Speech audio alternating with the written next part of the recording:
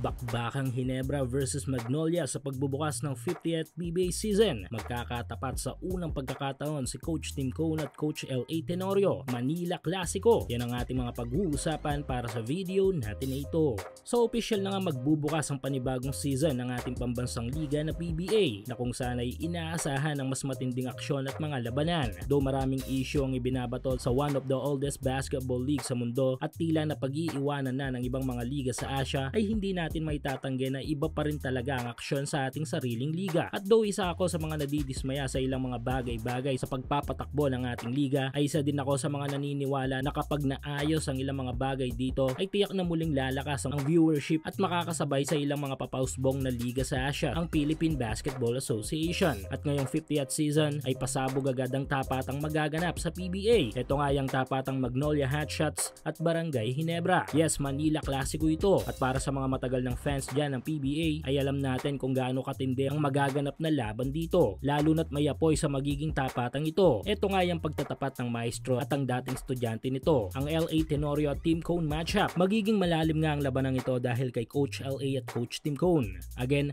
kung matagal na kayong fans ng PBA ay alam nyo kung gaano kalalim na ang samahan ng dalawang head coach na mga ito mula sa kanilang Alaska Days, Ginebra at sa ating national team na Gilas Pilipinas. Pero this game ay tabla-tabla muna ang pinagsamahan. Ngayon ay kailangan i-prove ni Coach L.A. na sapat na ang kanyang natutunan sa mahabang panahon dito kay Coach Tim Cone upang magamit niya ang mga yon laban sa kanya sa isang laban. Habang tiyak na wala namang paglagyan ng excitement sa labanang ito ng PBA champ coach dahil ang makatapat mo sa isang professional na laro ang dati mong tinuturuan at player ay malaking achievement yon sa coach, hindi ba? Pero ano ba ang pwedeng mangyari this matchup at sino ba ang mag-i-stand out both teams? Nito lang ay inilabas na nga mga official lineup ng bawat PBA teams at base sa mga lineups ng dalawang kupunan ay talagang kakaabangan ng bawat mga malalaro. Dito muna tayo sa Magnolia. Suportahan ang inyong paboritong team sa PBA, NBA at MPBL o kahit pa nga sa mga overseas league. Full details sa comment section. Inaasahan na magpapakitang gila sa mga bagong malalaro ng Hotshots tulad ng rookie na si Gab Gomez at ang bago nila mula sa KBL ng Korea na si Javi Gomez Deliano. Syempre nandyan din ang mga bagong lipat na mga players tulad ni Paulo Taha at Rafi Verano. Pero ang inaabangan sa lahat ng mga malalaro this game ay ang tandem ni Xavier Lucero at Javi Gomez Deliano na magbubuhos sa opensiba ng Hotshots. Syempre nakabackup din dyan ang mga veterano na Magnolia na sina Paulie, Mark Baroka at Ian Sanggalang. Habang sa paint ay inaasahan ng Hotshot ang malaking tulong mula dito kay James Laput at Russell Scotto. Sa Ginebra naman ay masusubukan ng nag-iisang rookie na pinapirma ng mga ito mula sa kanilang tatlong pick sa last PBA draft na si Sonny Steele. Isang offensive player ito na bali-balita sa ilang mga tune-up game ng Ginebra ay siya daw ang top scorer. Syempre hindi naman din kukuhanan ni Coach Tim ng walang matibay na dahilan ng 6'6" veteran forward na si Norbert Torres